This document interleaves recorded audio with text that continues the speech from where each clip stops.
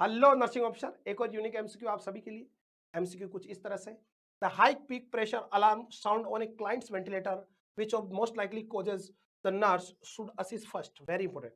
कोई patient ventilator पे है, मैकेनिकल वेंटिलेटर पे है, और उसको अलार्म जो सेटिंग है उसमें हाई पीक अलार्म सुनाई दे रहा है।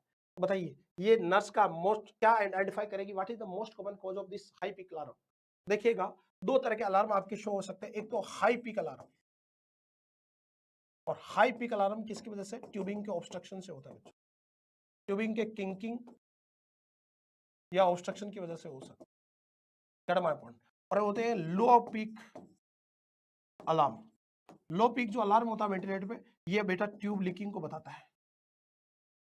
अरे किसको बताता है, ट्यूब अगर लीक हो रही है, वेंटिलेटर के जो सर्किट वगैरह है आपका, या जो कनेक्शन है वो अगर लीक हो रहा है, तो लो पीक अलार्म आपको सुनाई देगा। और हाई पीक अलार्म किसमें, ट्यूबिंग किंकिंग या ट्यूब ऑब्स्ट्रक्शन से। ये ट्यूब लगी हुई है, मान लो इसमें एयरवे का ऑब्स्ट्रक्शन, आपका एयरवे जो सीक्रेशन है वो ऑब्स्ट्रक्ट हो गया, म्यूकस प्लग हो गया, तो प्रेशर से आगे नहीं जाएगा, तो वेंटिलेटर जोर जोर से हाई पीक अलार्म देगा, तो आपका ऑब्स्ट्रक्शन होने से। और अगर ट्यूबिंग लीक हो रही है, ट्यूबिंग लीक हो रही है, यहाँ से एयर लीक हो रही है, तो लो पीक अलार्म आएगा। तो ध्यान रखना, लीक होगा तो प्रेशर कम होगा तो लो लो अलार्म आएगा, और ऑब्स्ट्रक्शन हो गया तो प्रेशर बढ़ जाएगा तो हाई पीक आएगा। तो कहीं पे भी ऑब्स्ट्रक्शन हो तो प्रेशर बढ़ेगा।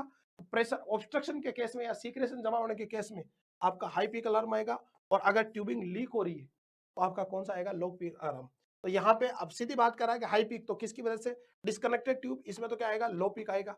हरी बस में किंकिंग ट्यूबिंग और एक्सेसिव सिक्शन, बिल्कुल ट्यूबिंग आपकी क्या हो रही है, किंकिंग हो रही है, उसकी वजह से जो किंग ट्यूबिंग है उसकी वजह से ऑब्स्ट्रक्शन आ रहा है और लो पीक अलार्म आ रहा है। So right answer goes to B.